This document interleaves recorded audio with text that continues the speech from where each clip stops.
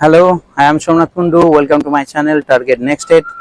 আজকে নিয়ে এসেছি স্পেশাল টিচার রিক্রুটমেন্টের জন্য আরেকটা আপডেট নিউজ এবং আমি রয়েছি এখন বিকাশ ভবনে এবং আজকে যে আপডেট নিউজ রয়েছে সেটাই আপনাদের সামনে তুলে ধরবো। আজকে বিশেষ কারণে এসেছিলাম, তার জন্য খবরটাও নিয়ে নিলাম। দেখলাম এটাও একটা গুরুত্বপূর্ণ ম্যাটার, কারণ আপনাদের মধ্যে অনেকেই মেসেজ করছে যে এখন কি হবে, আপডেট কি আছে, কবে রিক্রুটমেন্ট হবে।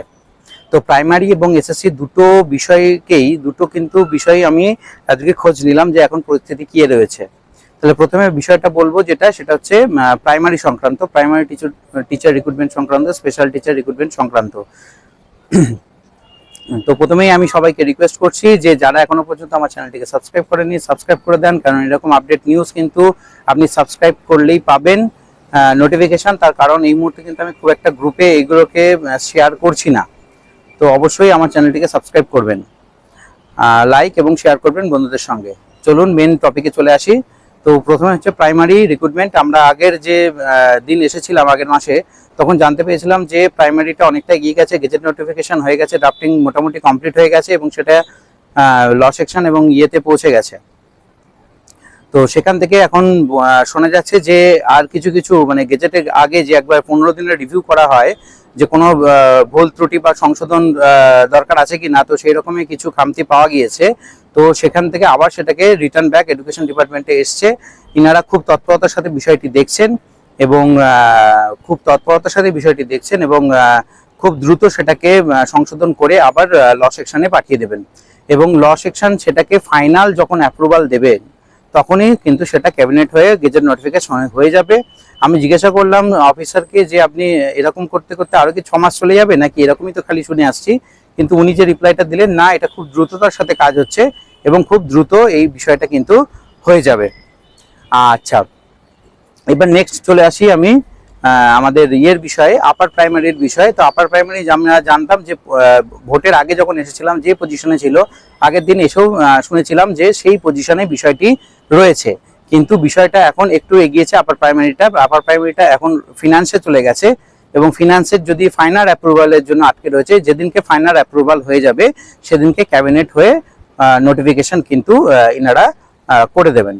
এই হচ্ছে ব্যাপার। তার মানে প্রাইমারি ক্ষেত্রে কিন্তু ভুল ত্রুটি হয়েছে, সেটার জন্য কিন্তু আবার একটু সংশোধনের প্রয়োজন আছে, ওর জন্য আবার কিন্তু সেটাকে আনা হয়েছে। আবার সেটা খুব দ্রুততার সাথে কিন্তু ল সেকশন থেকে সেটা আবার রিলিজ করবে এবং ক্যাবিনেটের দিকে চলে যাবে। আর আপার প্রাইমারি ক্ষেত্রে সেটা ক্যাবিনেট হয়ে আছে, ক্যাবিনেটের ফাইনাল অ্যাপ্রুভাল হলেই কিন্তু সেটা ফাইনাল নোটিফিকেশনের দিকে কিন্তু এগিয়ে যাবে। তাহলে এখানে কিন্তু বিষয়টা এরকমই রয়েছে যে কোনটা এগিয়ে বা কোনটা পিছিয়ে, অনেকেই প্রশ্ন করছেন কোনটা আগে আসবে কোনটা পরে আসবে। আগের ভিডিওতে আপনারা কোশ্চেন করেছিলেন, তো সেক্ষেত্রে আমি ল অফিসার বা অন্যান্য অফিসারদেরকেও জিজ্ঞাসা করলাম। তিনারা বলছেন যে দুটো মোটামুটি যেটুকু এই মুহূর্তে বোঝা যাচ্ছে, তিনারা দুটো একসাথেই বার করার চেষ্টা করছেন নোটিফিকেশন, ঠিক আছে। আর সেক্ষেত্রে প্রাইমারি একটু পিছিয়ে আছে, কিছু একটা দুটো স্টেপ পিছিয়ে আছে, যেটা আপার প্রাইমারি একটু এগিয়ে আছে। সেক্ষেত্রে কি এখন ফাইনাল ভ্যাকান্সি কত হতে পারে? ফাইনাল ভ্যাকান্সি হবে কিন্তু 5298টায়। অতএব যদি আমাদেরকে স্পেশাল টিচারদের তাদের ভ্যাকান্সি বাড়াতে হয় তাহলে অবশ্যই সুপ্রিম কোর্টে মুভ করতে হবে। আচ্ছা, আর একটা প্রশ্ন ছিল যে এই ক্লারিফিকেশনের জন্য রিক্রুটমেন্ট আটকে আছে কিনা।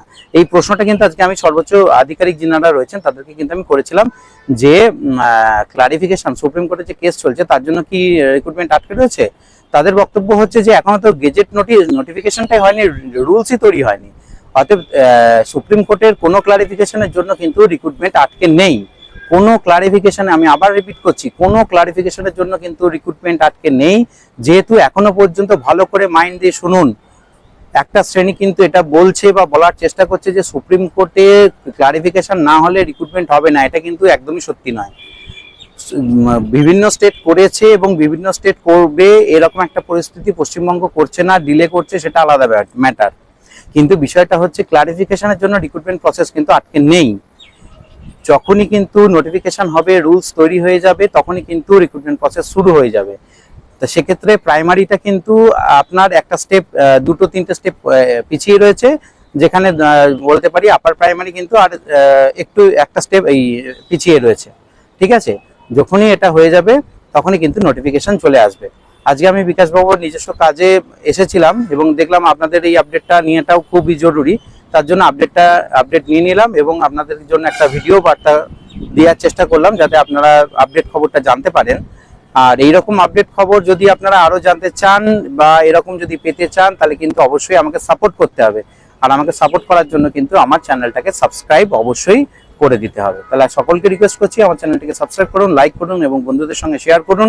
আমি আবার যখন বিকাশ ভবন আসবো তখন কিন্তু আপনাদের খবরগুলো নেব এবং আপডেট দেওয়ার কিন্তু আপনাদের চেষ্টা করব। আপনারা বাড়িতে বসে কিন্তু প্রপার এবং জেনুইন আপডেট কিন্তু অবশ্যই পেয়ে যাবেন। ঠিক আছে, তাহলে এই মুহূর্তে কিন্তু এই মাসে কিন্তু রিক্রুটমেন্ট নোটিফিকেশন হবে এমন কোনো ব্যাপার নেই। কেউ একজন আমাকে মেসেজ করেছিলেন যে জুলাই মাসে কি নোটিফিকেশন আসবে, তো এই মাসে কিন্তু রিক্রুটমেন্ট নোটিফিকেশন আসার কোনো ব্যাপার নেই। আগে গেজেটটা তৈরি হবে, তারপর কিন্তু নোটিফিকেশন জারি করবে। ঠিক আছে, আজকের এই মাসের আপডেট কিন্তু আমি দিয়ে দিলাম। আবার যদি আসি, আবার আপডেট নিউজ নিয়ে কিন্তু আপনাদের সামনে আসবো। অবশ্যই আমাকে সাপোর্ট করবেন। সকলকে অসংখ্য ধন্যবাদ। নমস্কার।